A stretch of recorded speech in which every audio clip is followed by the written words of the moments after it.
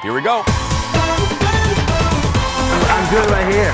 It's not this type of show.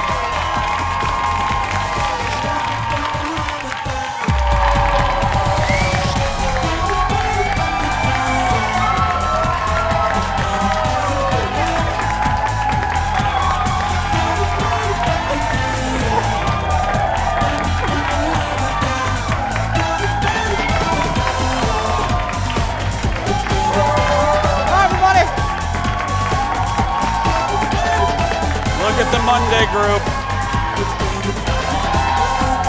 Thank you, everybody. Let's get started. Happy Monday. Brand new week. Woo. Thank you. Have a seat. Let's get started. Happy Monday. NCAA. Today, it's it. Thanks, everybody. Have a seat. Have a seat. We had a great, we are feeling it. It's Monday. Usually Mondays are difficult, but we're just trying to power through because it's going to be like 62 today. I mean, how can you complain about that? I know. Now, if you're wondering why I came out with my little phone here, it is because I'm really excited. Well, first of all, my goodness, she's standing right there. Say hello to Kendall, everybody. Hello, Kendall. Hi. Hello. How you doing? Yes, please do tell what is happening here. Oh, so I'm really excited. Jeff, when is the episode going to air? Next Tuesday, next Monday. A week, way to go, executive producer. A week from today, actually, we're going to be doing an episode that I'm really excited about, and it's called Spring Training with Jace. And what we're going to do is, you guys know, I've been very open. I tell you guys almost too much sometimes, so I've been very open about my own weight loss struggles throughout the years.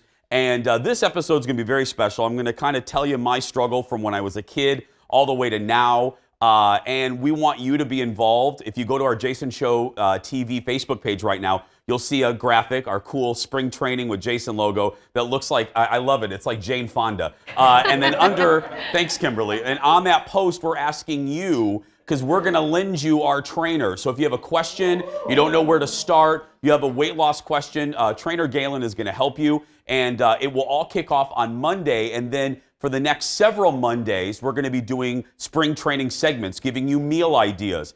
You'll be going to the gym with me, which is hysterical. I mean, you know. I'm very excited to go to the gym with you. Yeah, yes. So today, I'm doing a kind of a day in the life thing that you will see on that episode, and you'll see me working out, because, you know, I've been working out for about a month and a half now, getting back in the saddle again. And yeah, and it's been nice. I run every day. It's like baby Huey running around, but I mean, you know, I do. It's like I can make fun of myself, audience. I know. It's like a herd of turtles running through peanut butter. Exactly. That's what. Oh, I love that. That's how I run. It's like so exhausting. I'm like, I've only been 2 blocks. What? A herd of turtles running through peanut butter. That's me. I love that. No, I go down by. I love it. I do it. It cleanses me. Like I go down. I live by the river right in the North Loop, and I go down by the river. I'm going down today, and it's just fun. Now, speaking of this, and you know, because kind of this all started was I was sick of complaining about my 40s. I haven't been enjoying my 40s, and I wanted to take control of that. So, audience, let me tell you a little story about what happened to me this weekend. So, I'm just starting to come out of a funk. You know what I mean? Mm-hmm. And I'm just starting to embrace. You know, I want to be a kick-ass 44-year-old. You know, I do.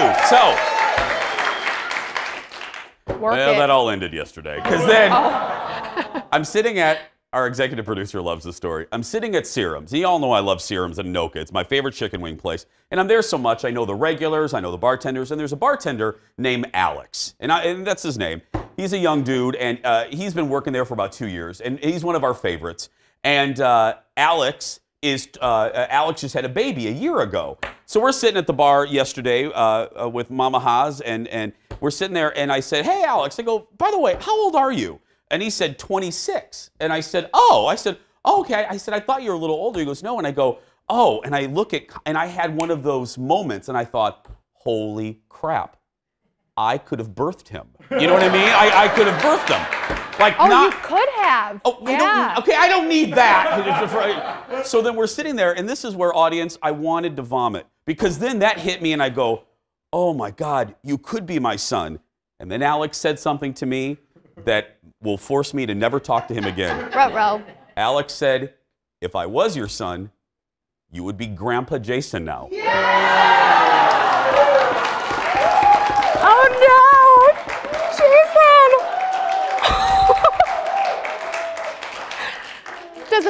feel good.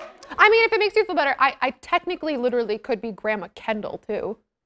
Does that make you feel That any doesn't better? make me feel any better. That doesn't make no. That I looked at him and I go, I didn't need that. I'm just feeling good about myself again. And then Grandpa Jason? I know I have some gray on my beard, but come on. Anyway, I love you, Alex. Let's get started, everybody. It's time for the hot dish. Here we go.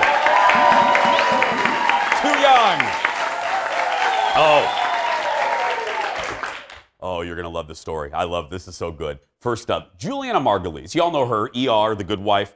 Julianna Margulies is opening up about why she didn't reprise her role of Alicia Florrick on The Good Fight. Because, remember, Julianna played, there it is, this is from the pilot, Julianna played Florrick on the legal drama The Good Wife on CBS. Now, over the course of the show's 7 seasons, Julianna, look at Carrie's hair, won 2 Emmys for her work.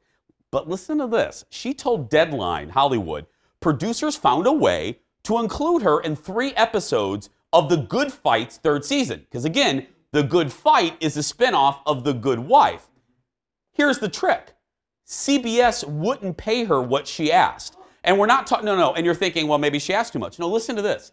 Instead, they wanted to pay her what a guest star would get. To which, oh no, you'll love this. To which Julianna said, I am not a guest star. I started this whole thing. Yeah, girl. Preach. She did. She did. And if that doesn't say, listen to this analogy she used, and we thought, absolutely. Think of this. She said, well, let me tell you, if Mad Men had a spinoff and they asked John Hamm to come be in the episodes, they would pay John Hamm what John Hamm wanted. You know what I mean? Mm-hmm. And she's like, she's right. There wouldn't be a Good Fight without The Good Wife, and The Good Wife is Julianna Margulies. You pay her accordingly, CBS. And how dumb. I think it's odd because so often you wonder, you're like, oh, why didn't that star come back for X spinoff?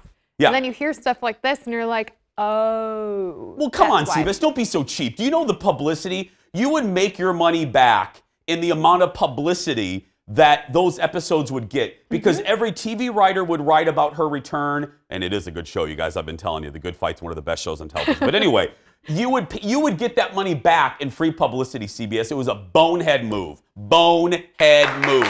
Yeah. Pay her. She's fantastic.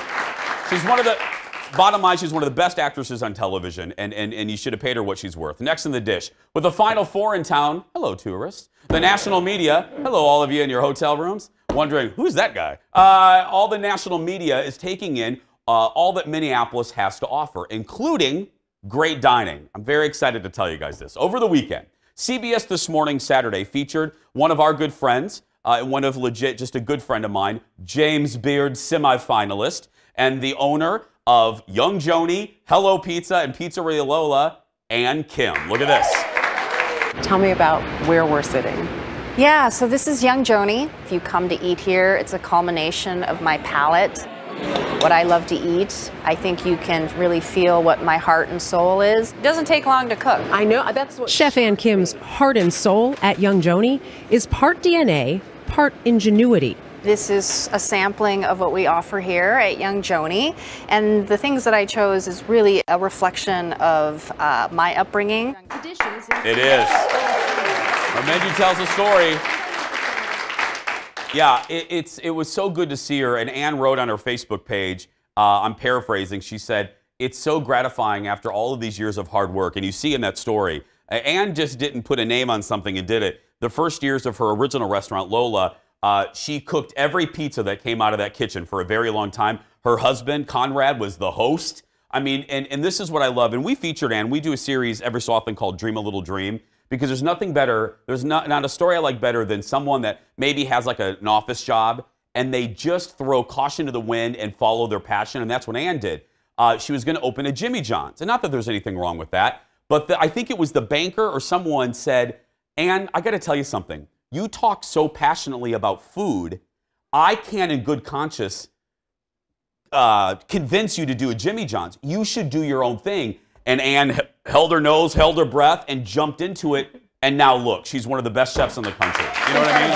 So a little bit later, A little bit later in the show, to all of you tourists watching, and just all of you that come into Minneapolis, I'm going to be spotlighting things to do while you're waiting for the big game. Because it's 4 o'clock tonight, right? Or It's today, yes. 8 don't o'clock? worry.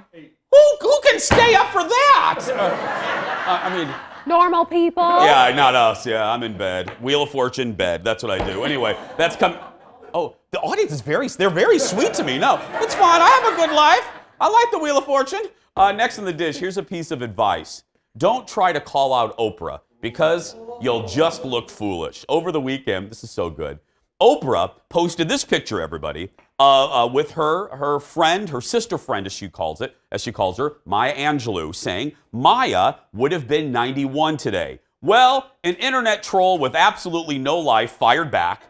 Miss Angelou, to you, Oprah, you have no license to call her Maya. She will always be Miss Angelou. To which Oprah snapped back, well, she actually gave me permission after the second or third visit to her home to call her Maya. Believe me, I've witnessed when other folk did not have that permission. Now, if you're wondering, like, okay, what's this about? Mm-hmm. About 2 weeks ago, you guys may have seen it on the internet. This video of Maya Angelou was trending from an old talk show because a young woman in her 20s stood up and was like, Maya, I have a question. And Miss Angelou said, it is Miss Angelou to you.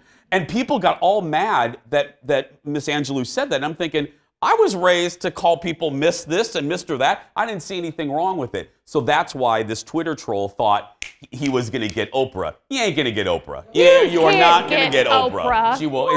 Come on. Why are you going after Oprah? Mm-mm. You know she's going to get you in the long run. John Mayer, in the long run. What is she, a bounty hunter? Anyway. She's going to find you. John Mayer also loved the snapback. You can see it on Oprah's Twitter. Guys, go grab another cup of coffee and meet me back here in just a few minutes. Back after this.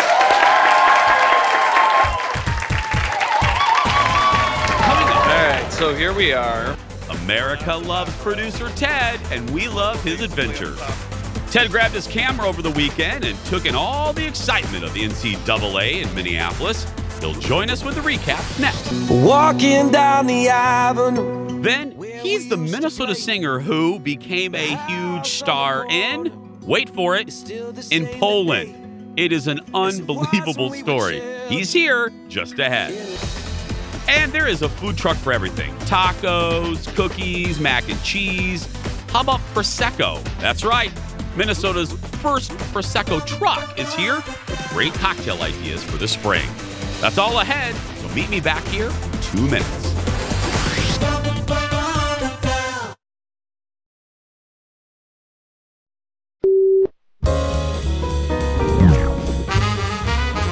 Game of Thrones, the final season. Only 6 episodes remain until we say goodbye to HBO's thrilling saga. But the journey continues with prequels, sequels, and spin-offs. Like Castle Black, a sexy, moody drama about forbidden love. Hey. You came? Yeah. You promised that when winter came, you would tell your friends about me, about us. Well, winter's here, John. It's not that simple. You're dead. You were dead too. That was different, and you know it. What are you doing? Stop that. This is what you want, isn't it? Come take it. And check out everyone's favorite angsty assassin in cartoon form. It's Arya. Hey, Arya, are you going to the dance with the faceless man? A girl is going with her friends. Oh, welcome back. That was about the only funny thing on SNL this week. SNL having some fun with what HBO will look like in the post-Game of Thrones era. Oh, yeah. You know, on Mondays we get a special serving of hot dish all the way from Hollywood. Ladies and gentlemen, give it up for Charles from TMZ. Hi, Charles. Hey, Jason. What's going on? Okay, this first piece of video you have is Nutter Butters. What happened at WrestleMania last night? And I can't believe I'm asking that question. Well, the big thing at WrestleMania is that the women were headlining. It was Becky Lynch against Ronda Rousey against Charlotte Flair, and Becky Lynch came out on top. She is now the champ, and actually she has 2 belts. That was the main event. But the other thing that happened at WrestleMania this weekend, actually it was before WrestleMania, was the WWE Hall of Fame induction. Now, we know that when you look at a WWE match, it's performance, and they kind of know what the outcome is going to be. Yeah. Nobody expected what happened to Bret Hart, because the Hall of Fame induction is a real thing. It's like an actual ceremony. Bret Hart was attacked by some guy out of the crowd right in the middle of his induction. Now, at first, I think people thought that this was all part of, that this was a show they were putting on. It was not at all. You could see security immediately jumped on top of this guy. As they were dragging him out, there were other people in the crowd. There were other wrestlers who were so ticked off at him that they were taking shots at the guy. But the guy was arrested. This was not a thing that was part of the show. So, I guess sometimes maybe fans think that, everyone will just think it's a show and I can do it. No. Security and the police were not joking around with this guy. Wow. Truth. Stranger than fiction, man. That's the definition right there. Zachary Levi starring in the new, I believe, #1 by a wide margin, Shazam, but he may have another superpower. Yeah, it's a huge movie. What did he do? Yeah, just in case the movie didn't make $57 million this weekend, which it did and was by far the champ at the box office. The plan B, I think, for Zachary is singing. We got some video of him last week. He was in New York, and Wednesday night he went into, I don't know if it's even a karaoke bar, but he got on the mic and started singing, and he sounds amazing. Like, really good. He sang L.O.V.E., the Frank Sinatra version. He did a little bit of Suddenly Seymour from Little Shop of Horrors. The dude can sing. He can sing. Who knew? Again, sometimes the good Lord gives with both hands. I'm telling you. Charles, thank you so much, buddy. Have a good week. Well, to some people. Exactly. To some people. What about me? You too, Charles. You too. Thank you. I just need one hand. I want one hand. You can watch TMZ on TV. Check your local listings and follow them on social media. Just search for TMZ. And while you're at it, don't forget to follow us as well. On Twitter, Instagram, and Facebook, we're just Jason Show TV. And on our Facebook page, what was that? Was that a raccoon or something? Our pet raccoon got loose. Yes. It's heading toward the audience. On our Facebook page, you can get tickets. Just click on the ticket tab. You're in by 9:30 and you're out by 11:15. We do have some spots for the rest of the week. Come see us. Still ahead today, we're chatting with a local singer who is kinda a big deal in Poland. You'll hear the story. But next, the Final Four tipped off over the weekend, and producer Ted was very, very, very high up at US Bank Stadium. We'll talk to him and his nosebleed when we return. Back after this.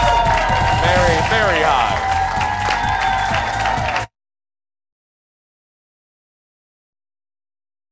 Still, it was fun to see my school in the Final Four. They said it was going to be historic. I said, yes, it is. They said it's going to be a party. I said, you're right. They said it's going to be in Minneapolis. I said, y'all have fun. You don't like Minneapolis, Charles? Man, that's a crazy place, Michael. The only thing black in Minnesota is toenails. They ain't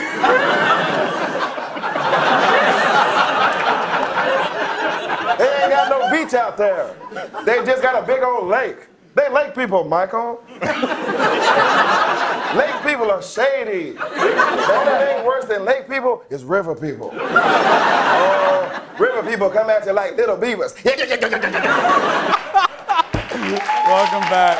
Kenan Thompson on SNL playing Charles Barkley. Oh, I love it. It was terrible. Who is in town as part of the Final Four coverage. Oh, I love when he does Barkley. Speaking of the Final Four, tens of thousands of basketball fans descended on US Bank Stadium to take in the action over the weekend, including a beloved member of our own staff. And that means, ladies and gentlemen, it's time once again for America Loves Ted. Joining us live from our very fancy control room is America's favorite TV talk show producer, Ted. Good morning, Ted. Good morning. Ted, why did you go to this? Are you a big, I don't know this about you, are you a big basketball fan? Big basketball. College basketball is my thing. Oh. So you got, The Bachelor, Survivor, college basketball. That's sort of the order. I didn't know that about you. I guess I should pay more attention when we have our conversations. Maybe next time, Ted. Anyway, so how were your seats? Did you get? I mean, you know, you're a big deal. You're a big time producer. How were your How are your seats? Basically on top of the roof. Yeah, it was in the corner, row 13. Oh my goodness! When I saw where I had to walk, I was like, I don't know if this is gonna happen. Ted, I don't know if is that still technically Minneapolis city limits or I don't think so. They give you oxygen up there. And we should know, like myself, Ted, tell the folks one of your fears. Heights. Heights. And the whole time I'm thinking, okay, this chair is made of plastic, and it may fall over, and I might be the first one to die at US Bank Stadium. No, you're fine. It's a well-constructed facility there, Ted. It is, yeah. So, you know, I went down for the Super Bowl activities. I'm going down to Nicollet today. Your impression, what was the crowd like? Did the tourists look happy? You know, what was the atmosphere? Very happy. You know, college basketball fans are great people.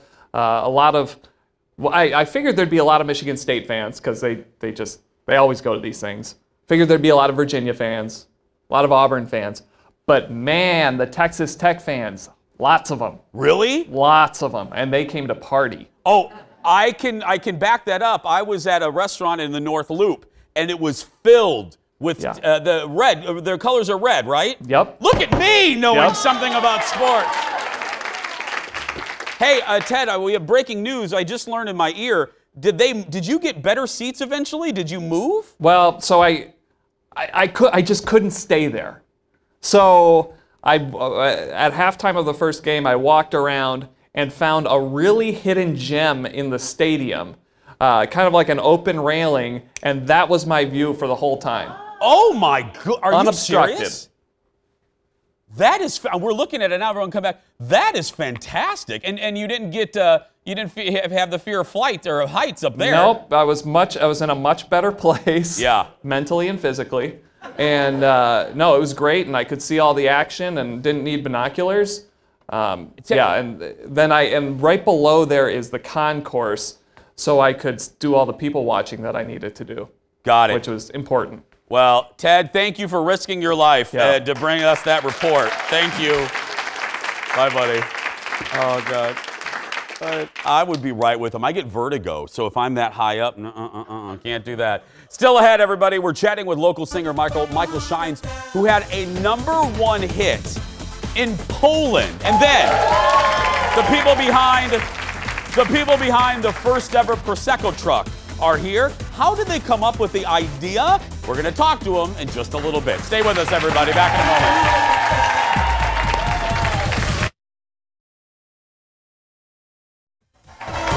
Welcome back, everybody. I love a story like this. I love a story like this. Our first guest today is a Midwest-born singer-songwriter who has become, this is crazy, an international sensation thanks to a cover song he sang with Polish pop group Komodo. Here's a clip from the 80s hit, I Just Died in Your Arms Tonight, featuring Michael Shines. Oh, I just died in your arms tonight. It must have been something you said. I just died in your arms tonight. Oh, Yeah, that single hit #1. #1 on the charts in Poland. And that video, can you listen to this, already has more than 62 million views on YouTube. That's right. Ladies and gentlemen, give it up for Michael Shines, everybody. Thank you for being here. This is crazy. Okay. First of all, I always like to start with a compliment. No joke. Jeff, we've already downloaded this song. I will be running to that song tonight. It's fantastic. This is great. So, how did you get connected with the pop group Komodo? Yeah. So basically, they found me on YouTube and hired me through like a work for hire. Get closer to the mic. There we go. Yeah. They found me on YouTube and they hired me on like a work for hire website. So basically, they pay you a fee and you sing a song and you have no idea what it's for and where it's going or I thought it could have been for a shoe commercial or something. Yeah. And I didn't find out till like 4 months later what it was actually. They were like, it's getting 100,000 hits a day, which at that time was really great. And then it just kind of took off from there. But I had never spoken to these people, never seen them, didn't know their identities. And we made a #1 song overseas together, which is kind of crazy. Yeah, so it went platinum, and 8 million people watched on TV in Europe, right? Yeah, on New Year's Eve, I got to sing in front of 72,000 people in Zakopane, Poland, and then there was 8 million watching too. So like, okay, so we're looking at it. This is performance, right, Michael, right here? That was the first one. So that was like, I think closer to like 20 or 30,000 people. But yeah. It was still pretty nuts. I think I was wearing the same shirt. I got the same shirt. I gotta buy more clothes. No, it's a little different. Is that the same? Michael, No, it's the same shirt. I think it's the same shirt. Oh, that's fantastic. Okay, so did you? Dang it. Fame comes differently now. I mean, this is a Yeah. prime example. Yeah. So when you walk down the street in Poland, did people recognize you after the show? Well, somewhat, but like it's different because I wasn't in the video. I wasn't the one on the pole. So like my face isn't super recognizable the way that my name might be over there. So yeah, I could still walk around and have some broth soups. There's a lot of broth soups in Poland. So. Well, and I love this too because I always love a good story about this. I mean, I do all of this because of my grandma that I lost. Yeah. You have a special reason for following your dreams. I know that sounds cliche, but yeah. I mean, my pops passed a few years back, and I was working at the St. Cloud Children's Home, which was a great job. I was helping kids out that had been dealt a rough hand, but it was just a reminder of like anything could happen at any moment. And I was like, life is not guaranteed, so I might as well go chase this thing. And I think it was Jim Carrey had a great quote about realizing that you could fail at something that you don't love. So why not fail at the thing that you actually love to do? Oh, that's a great quote. Yeah. That's a Jim Carrey quote? Yeah. I love that. Because it was about his pops. His pops failed at something that he didn't even love doing, and it devastated him. He's like, well, if you could fail at something you don't love, then yeah. Well, I bet your dad, like, he's watching. It's like, this would be crazy. Very proud. You're Very like proud. Elvis in Poland, man. That's I mean, right. it's great. I Polish love it. Elvis. Polish Elvis. Ginger Polish Elvis. Now, you have, you're going to be singing here in a minute, but you have an album release party. That's Friday, right, Michael? Varsity Theater. Yep, Varsity Theater in Dinkytown. And there won't be 72,000 people at the Varsity, but we're trying to get as many people out as we can. So yeah, I have a 9-piece band, a light show, video backdrops. We're doing full production, and Kat Perkins from Kat. We love Kat. Kat will be on the show too. So we got to perform, but really quick, what were you doing exactly a year ago? Do you think about that? Like how much your life has changed and. Yeah, I think I just had a little boy, and so like that was pretty great. That's too. a pretty Just good different, thing. Yeah. But it's like it is crazy to think about it. Yeah. I'm gonna get out of the way. What are you gonna sing for us? So this is a song that recently is part of the new Explore Minnesota ad campaign. It's a song I wrote about adopting my daughter when she was 1. This is a song called When You're Older. Ladies and gentlemen, Michael Shines, everybody. Yeah. Thank you.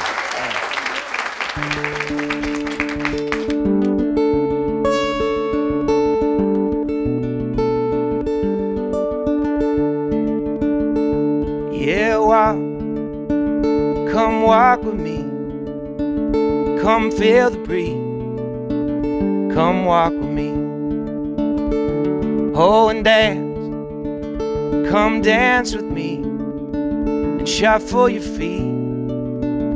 Come dance with me. And I will tell you when you're older how I loved you just the same. It only matters where we're going. It never mattered from where you came.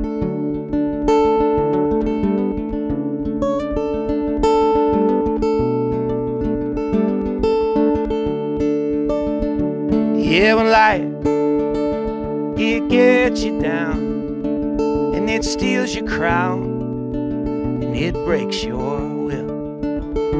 Yeah, well, I will pick you up and brush off the dust.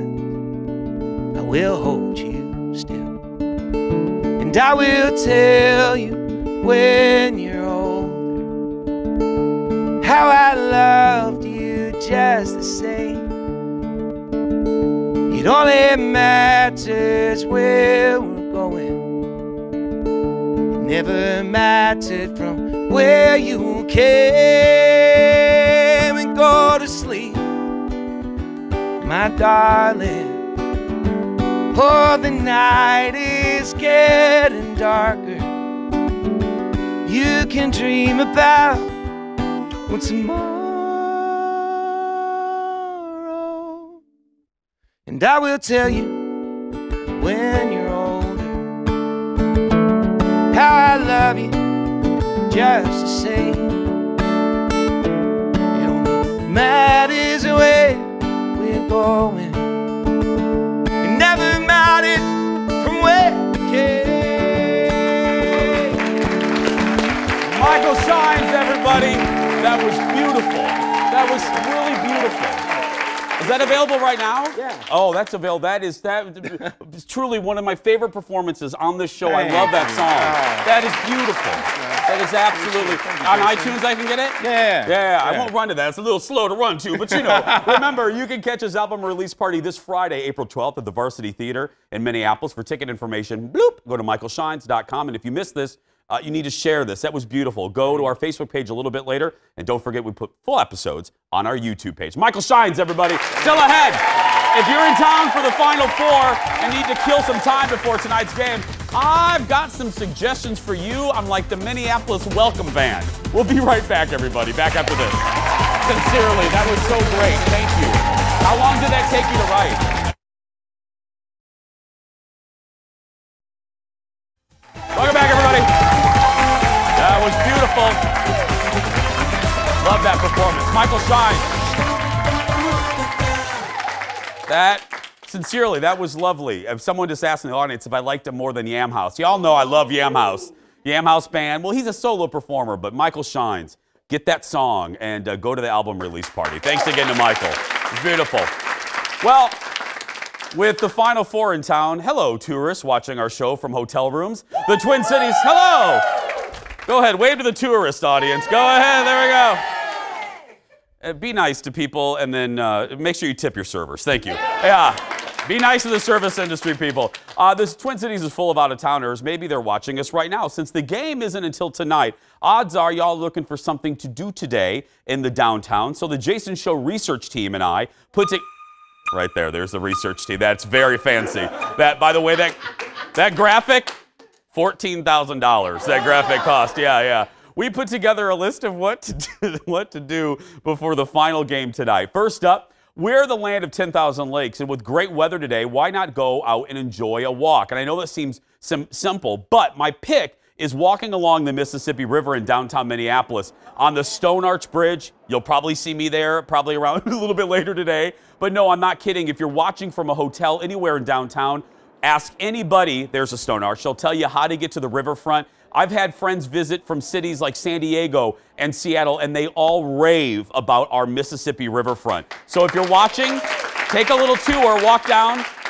You'll pass sites like the historic Guthrie Theater, which is beautiful architecture. So take advantage of our beautiful riverfront. Next up, do some shopping and eating in my neck of the woods, the North Loop. It's one of the hottest neighborhoods in Minneapolis. And like I said, it's my neck of the woods. And what's great about the North Loop is there's so many restaurants and little shops and independent shop owners that will welcome you with open arms. There's great restaurants like Smack Shack, which is home to the lobster roll that was made famous by diners, drive-ins, and dives. Restaurants like Bar La Grassa and the Free House. If you're looking for a good burger, Nolo is right there. So take advantage of the North Loop. You can walk right down Washington and have a really good time. The Twin Cities is also home to some great craft breweries. One of my favorites, you're looking at it. Yeah, let's hear it for the beer there. Yeah, let's hear it.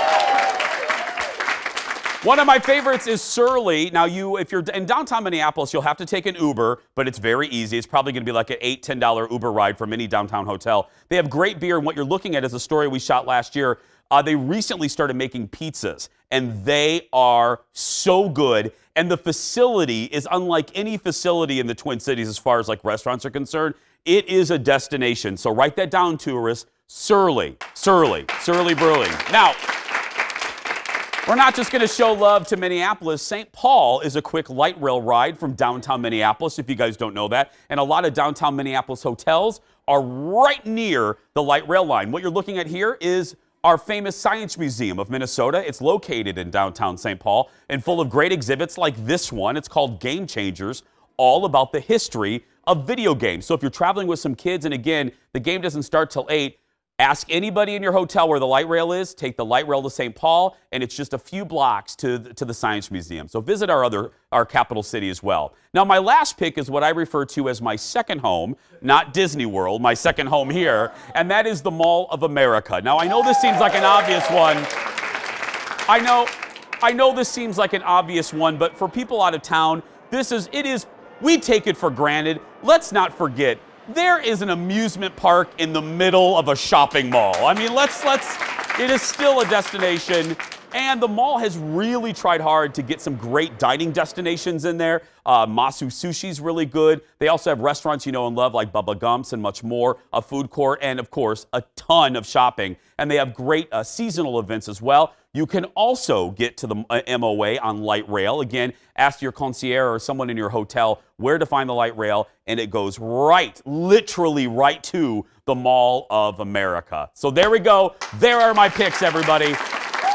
You won't, and if you need some more, go ahead and email me, you tourists, and I'll help you out. Still ahead, the founders of the first ever Prosecco truck are in the house. We're chatting with the folks from the Tiny Tap. I love that name. We'll be right back. Back in a moment, everybody.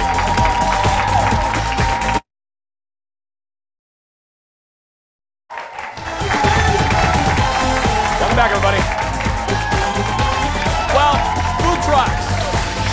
Food trucks are great and all, but sometimes you just need a little beverage, and that's where our next guests come in. They have the country's, I love this, the country's first Prosecco truck. Yes!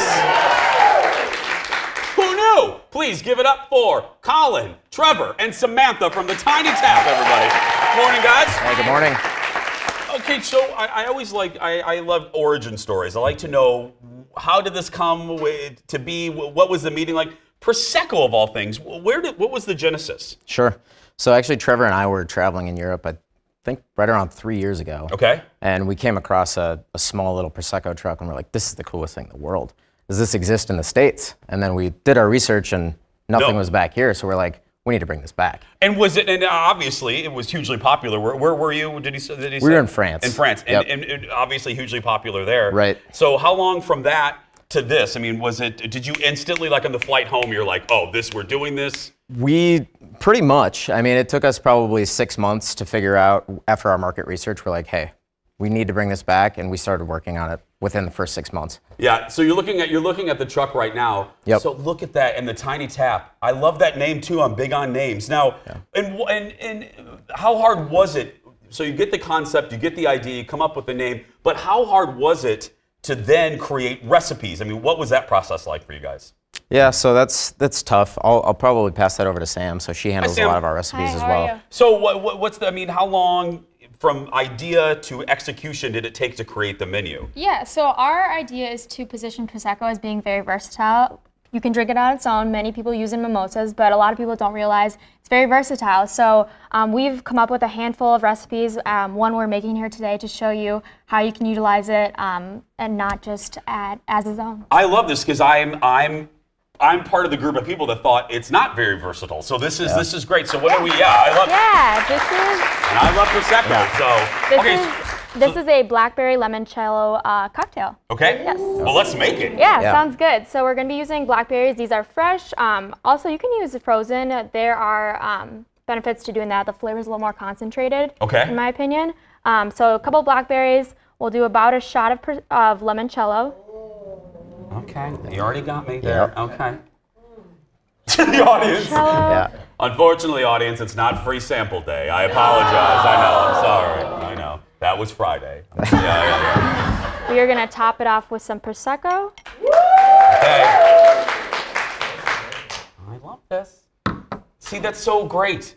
And how many different varieties in the truck? How many different recipes? How many different varieties do you guys have?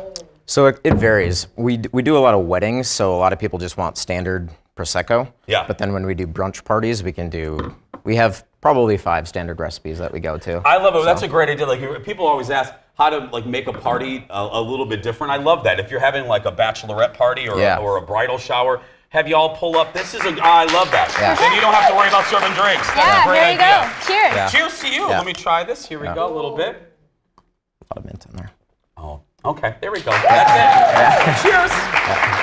That's really good. Give it up for Colin, Trevor, and Sam for more information. I'm telling you, hire them.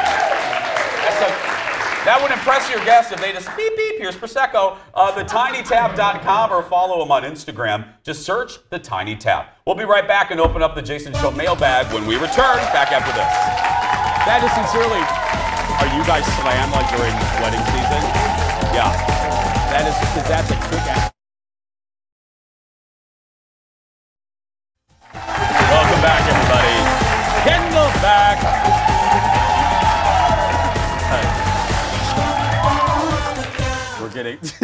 We're getting ready to read the Jason Show mailbag because we look at all your comments.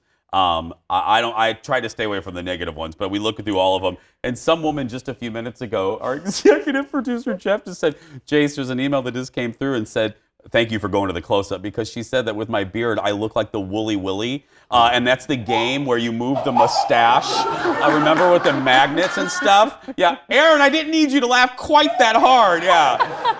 Anyway, thanks, ma'am. I appreciate it, I think. Anyway, first up, oh, Aaron's loving that. Let's open up the mailbag. First up, Debbie says, I moved up here from Chicago 2 years ago. Hey, girl, I did the same thing about 22 years ago. You have made me feel at home here in Minnesota, and I absolutely love you and your show. You are real people. Well, thank you, Debbie. Yeah, well, Debbie... You can touch him. I know I'm real. Well, for people who don't know, if you're new to me, I am from the Chicagoland area. If this is like Michigan, here's Chicago and here's my town. I grew up in Michigan City, Indiana. We are a beach town, and I'm a Chicago guy. So that's probably why we have a connection. So thank you, Debbie. Next up, a shout out from Suzanne. She thanked me for my review of Pet Sematary. Suzanne went to the movie with her sister and says, we absolutely loved it. If not for your show, we probably would not have gone. So thank you very much. Sincerely, Pet Sematary, it was #2 at the box office. If you like a good scary movie and you like Stephen King, I wanted to go back this weekend, but we didn't have time. I liked it a lot. You saying I should go? I think you should go. But you went to see Dumbo and you didn't. Yeah, I think you should go. Yeah. Dumbo. Oh, I was and you so were disappointed? Yes. It just, I'm not going to spoil anything by saying that there was just some lack of character development. Dumbo, the animation, so cute, so cool. I love the colors. I love the energy. And it didn't help that, I won't say where we saw the movie, but the sound cut out the moment Dumbo starts to fly and went to like commercial for like 5 minutes. Oh no, that's like the big moment. That might have hurt my feelings. Your experience. But I mean, so great to rent, I think. Maybe that's not. a rental. I thought you were going to tell me you had people that ruined the movie because they were talking behind you. No, like literally the commercials were going while Dumbo was flying. Well, finally, Lynn posted this after we talked about Hallmark movies with producer Ted on Friday, because Hallmark is going to release a record number this year for Christmas. She says, I will watch Hallmark movies with Ted anytime, and I'll bring the liquor. Wow. Got a hot date. Ted is single, ladies. I mean, if you want to date Ted, email us and we'll do a little Chuck Woolery. We could do like a segment on this. A little like love connection with Ted. Yeah, love both. He'll bring the wine. You can bring the liquor. That's right. It'll be a good time. Anyway, tomorrow on the Jason Show, they got done dressing one of the stars of the Game of Thrones for the world premiere in New York. The King brothers are back to talk about that. The King brothers are the ones that when you see my suits, those are the local guys that do all the suits that I wear. Well, they got to do, he's called the Mountain. Do you know I love him. Yeah. He's so scary. He dresses the Mountain. Shut they dressed, up. Yeah. Is he a big character? I don't watch Game of Thrones. No, I know, don't shame me. Is he a big character? He's, yes, he's a big part of, like literally physically huge, big part. He's a very big man. Mm-hmm. I was watching, I'm like, how the tailoring of that's a mathematical thing. I don't even know. Yeah. Kitty, the King brothers will be the top colors for dudes to wear this spring. Plus, James Beard nominated chef Jamie Malone from Grand Cafe will join us. It's her first time on the show. She is one. You talked about Ann Kim. Jamie Malone's another one that we're very proud. Anyway, so thank you to this great audience today for kicking off our week. Thanks to you watching. And if you want tickets to our show, don't forget, go to our Facebook page and click the ticket tab. But for right now, if you're watching and you're a kid that's being bullied, you go out there and be yourself because nobody can tell you you're doing it wrong. Have a great day, everybody. Bye, tourists. Don't drive slow in the passing lane. See you tomorrow.